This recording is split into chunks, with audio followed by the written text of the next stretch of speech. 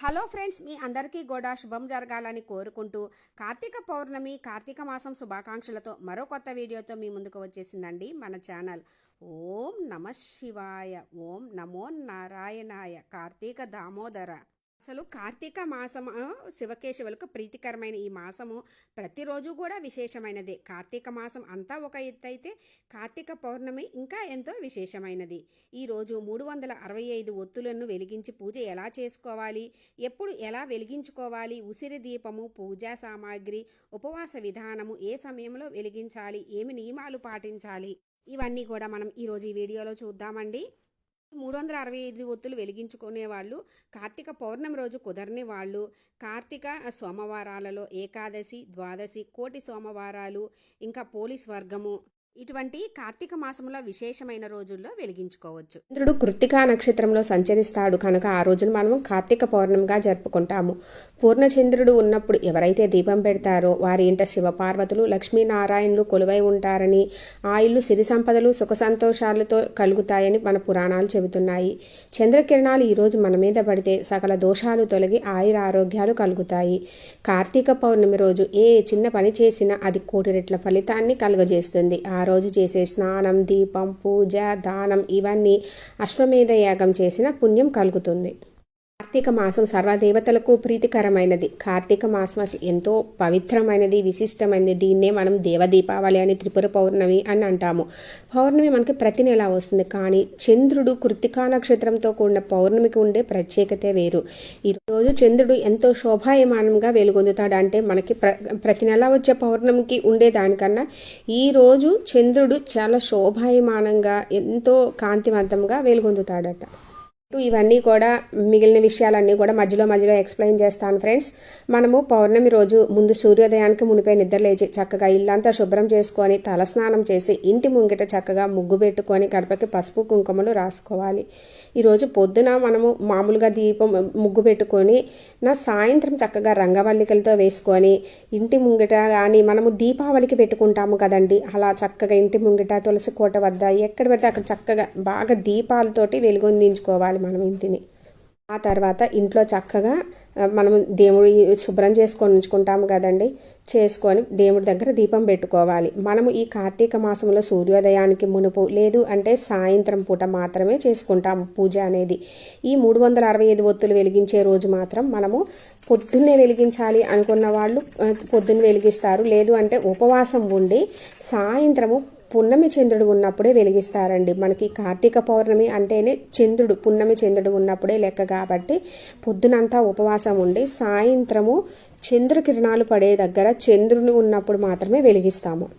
ఏమీ తినకుండానే వెలిగించాలండి. పొద్దునంతా కూడా ఉపవాసం ఉండలేని వాళ్ళు ఫ్రూట్స్ కానీ ఏవైనా తీసుకోవచ్చు. కటిక ఉపవాసం ఉండేవాళ్ళు ఉంటారు కూడా. సాయంత్రం కూడా ఇంట్లో తులసి కోట వద్ద దీపం పెట్టుకొని మనము అప్పుడు 365 ఒత్తులు వెలిగించుకోవాలి. సాయంత్రం చంద్రుడు వచ్చిన తర్వాత మనకి విష్ణాలయం కానీ, శివాలయం వద్ద కానీ, తులసి కోట వద్ద కానీ ఇవన్నీ కుదరకపోయినా ఆరు బయట చంద్రకిరణాలు పడే చోట లేదా ఇంట్లో దేవుని ముందు వెలిగిస్తారు. ఎక్కడ చేసినా మనకి ఒకటే పుణ్యం అండి, తులసి కోట వద్ద కానీ ఆలయంలో కానీ. కార్తీక మాసంలో ఉసిరి దీపం పెట్టిన, ఉసిరి చెట్టు కింద పూజించిన, మనము ఉసిరి దానం చేసిన కోటి రెట్ల పుణ్యం కలుగుతుంది. రోజు ఉసిరి దీపం తప్పకుండా పెట్టాలండి. ఉసిరి దీపం ఎలా అంటే శుభ్రంగా కడుక్కొని తుడుచుకొని ఆ పైన ఈ విధంగా చాకుతోటి పైన సమానంగా కట్ చేసి ఇట్లా గుంటలాగా చేసుకోవాలి. ఇలా చేయడం వల్ల ఏంటంటే మనము దీపం పెట్టినప్పుడు ఎక్కువసేపు నిలుస్తుంది. ఆ మనము పెట్టిన తర్వాత ఒత్తి కొంచెం ఆవు నెయ్యి కూడా వేసామనుకోండి ఆ గుంటలాగా ఉన్న దాంట్లో, అప్పుడు మనకి ఎక్కువసేపు కూడా వెలుగుతుంది. కట్ చేసి పక్కన పెట్టుకోండి. ఇప్పుడు ఒత్తులు మనము ఇంట్లో తయారు చేసినవి అయితే చాలా మంచిదండి. ఇలా తయారు చేసిన ఒత్తులే వాడాలి. లేదు అంటే మనకి మిషన్ కటింగ్తో వచ్చినవి కన్నా కూడా ఇలా అమ్ముతారండి. తీసుకొని మనం కౌంట్ చేసుకొని ఇట్లా 3గా కౌంట్ చేసుకొని 365 కంటే ఎక్కువ ఉన్నా పర్లేదు కానీ తక్కువ ఉండకూడదు. ఈ విధంగా మనము కట్టలాగా కట్టుకొని ఆవు నెయ్యిని కొంచెం వేడి చేసుకొని అందులో బాగా నానబెట్టుకోవాలండి. దాంతోపాటు మనకి పువ్వొత్తులు కూడా మనం ఎన్ని కావాలంటే అన్ని నానబెట్టుకొని పక్కన పెట్టుకోవాలి. ముందు రోజే నానబెట్టుకుంటే ఇంకా మంచిది. మనం శుచిగా శుభ్రంగా ఉన్నప్పుడు, లేదు అంటే 1 గంట ముందు నానబెట్టుకుంటే బాగుంటుంది. ఒత్తులు ఎక్కువ నానబెట్టుకున్న ఏ టెంపుల్లో వెలిగించినా ఈరోజు మంచిదే. ఎక్కడైనా మనం వెలిగించుకోవచ్చు పువ్వు ఒత్తులు పెట్టి. కావాల్సిన పూజా సామాగ్రి చిన్న బెల్లం ముక్క, 2 ఎండు ఖర్జూరాలు, నానబెట్టుకున్న ఒత్తులు, నీళ్లు, అగ్గిపెట్టె, గంట, పసుపు, కుంకుమ, బియ్యపిండి, ఒక్కలు, పూరము, వస్త్రము, ధూప్ స్టిక్, ప్రమిదలు, కొబ్బరికాయ, తాంబూలము, తమలపాకులు, చదువుకోవడానికి మనకి బుక్కు, ఉసిరి దీపాలు, పువ్వులు, కడ్డీలు, అక్షింతలు ఇవన్నీ తప్పకుండా ఉంటే మనం ఆ టైంలో వెతుక్కునే పని కూడా ఉండదండి. తప్పకుండా ఇవన్నీ ఉంటే మనకి పూజ చేసుకునేటప్పుడు టెంపుల్కి వెళ్ళినప్పుడు ఇవన్నీ ఉన్నా కూడా ఏమీ వెతుక్కునే పని ఉండదు. ఇంట్లో చేసుకుంటున్నా కూడా ఇవన్నీ ఉంటాయి. మనము ప్రసాదంగా మనం తయారు చేసుకున్న ప్రసాదం కూడా పెట్టుకోవచ్చు. ఆలయంలో చేసింది చూపిస్తున్నానండి. తులసి కోట వద్ద ఎలా చేసుకోవాలనేది క్లియర్గా కూడా ఒక వీడియో చేశాను. అది డిస్క్రిప్షన్లో లింక్ ఇస్తాను, ఇంట్రెస్ట్ ఉంటే విజిట్ చేయండి. మనం ఎక్కడైతే 365 ఒత్తులు వెలిగించాలి అనుకుంటున్నామో అక్కడ చక్కగా నీళ్ళతో శుభ్రం చేసుకొని తుడుచుకొని అష్టదళ పద్మం ముగ్గు వేసుకొని చుట్టూరునా కూడా మనం ఇలా అష్టదిగ్బంధనం లాగా వేసుకొని పసుపు కుంకుమలు పువ్వులతోటి అలంకరించుకోవాలి. ఈరోజు సత్యనారాయణ వ్రతం చేస్తే శుభ ఫలితాలు కలుగుతాయి. ఈరోజు శివాలయంలో, విష్ణాలయంలో ఎక్కడైనా మనం దీపం పెడితే ముక్కోటి దేవతల ఆశీర్వాదం కలుగుతుంది. రుచిగా శుభ్రంగా ఉండి మాత్రమే చేయాలండి. ఉదయం పూట కానీ సాయంత్రం కానీ మనము చేసుకోవాలి. ఉదయము అని అంటే మనకి సూర్యోదయానికి మునిపే, అంటే చంద్రుడు ఉన్నప్పుడు మాత్రమే. ఎప్పుడైనా సరే కార్తీక పౌర్ణమి రోజు కృత్తికా నక్షత్రము మరియు పౌర్ణమి తిథి ఉన్నప్పుడు, పున్నమి చంద్రుడు ఉన్నప్పుడు పౌర్ణమి రోజు మనము 365 ఒత్తులు వెలిగిస్తాము. చాలామంది ఉసిరి దీపం గురించి చాలా డౌట్స్ వస్తున్నాయండి. ఉసిరి దీపము మనము పైన కట్ చేసి పెట్టడం వల్ల ఏమిటంటే ఎక్కువసేపు ఒత్తి వెలుగుతూ ఉందని పెడతామండి. కట్ చేయకుండా పెట్టడం ఏమిటి అంటే మనము ఒత్తి వెలిగించినప్పుడు అది నూనె కానీ నెయ్యి కానీ కారుతూ ఉంటుంది. అలా కారుతూ ఉండడం అని అంటే మనం వెలిగించిన తర్వాత వెలిగించిన వాళ్ళు చేసిన పాపాలన్నీ కూడా అలాగే కారిపోతాయి, వాళ్ళు చేసిన పాపాలన్నీ పోతాయని చెబుతారు. కట్ చేసి పెట్టడం వలన దోషం అనేది ఏమీ ఉండదండి. ఇలా ఈ 2 పద్ధతులు అయితే చెబుతారు. కట్ చేయడం వల్ల అలా వస్తుంది, మనకు కట్ చేయకుండా అయితే కారుతుంది. దీపం ఎలా పెట్టుకోవాలి నేను అప్లోడ్ చేసిన వీడియో ఉంది, ఇంట్రెస్ట్ ఉంది. తమలపాకు మీద పసుపు గణపతిని చేసుకొని వస్త్రం సమర్పించి పువ్వులు పెట్టుకొని సిద్ధం చేసుకోవాలి. ఆ తర్వాత ఒక తమలపాకు పెట్టి కొత్త ప్రమిదని తీసుకోవాలండి. ఈ విధంగా పసుపు కుంకుమలు రాసుకోవాలి. ఇంకా మనము పిండి దీపం పెట్టినా కూడా చాలా శ్రేష్టం అండి. ఈ విధంగా పసుపు కుంకుమలతోటి అలంకరించుకోవాలి. ప్రమిద మీద ప్రమిదైనా పెట్టాలి, లేదా కింద తమలపాకన్నా పెట్టాలి, కానీ ఉత్త ప్రమిద పెట్టకూడదు.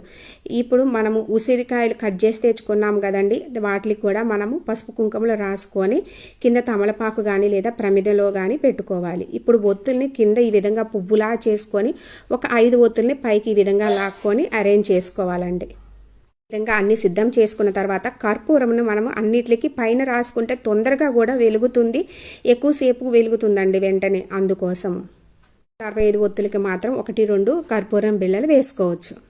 ఇంట్లో ఎంతమంది ఉంటే అంతమంది కలిసి ఒక్కటే 365 ఒత్తులు చేసుకొని వెలిగిస్తారు.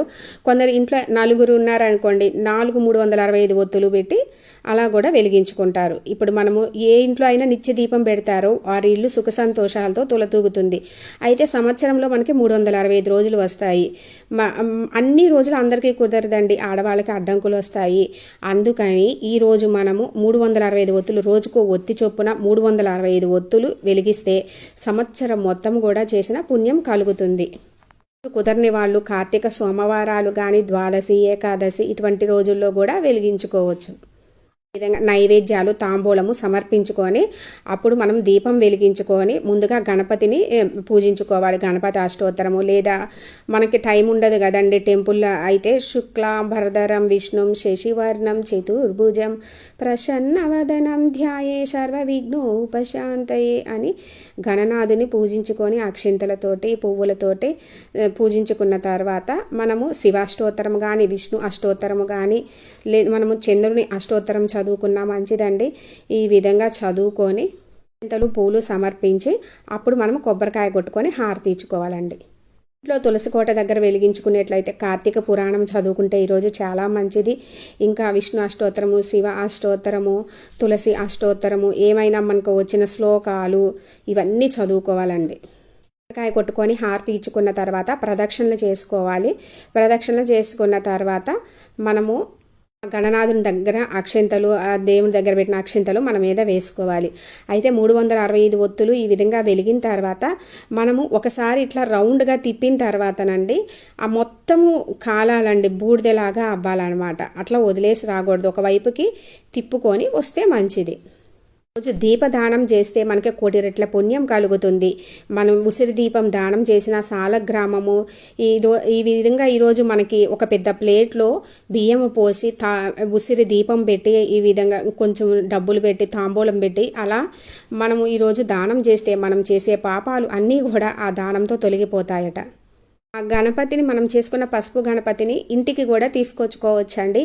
లేదు అంటే అక్కడే వదులుతారు. ఎక్కువగా ఇంటికి తీసుకొచ్చుకుంటే మాత్రం మంచిది.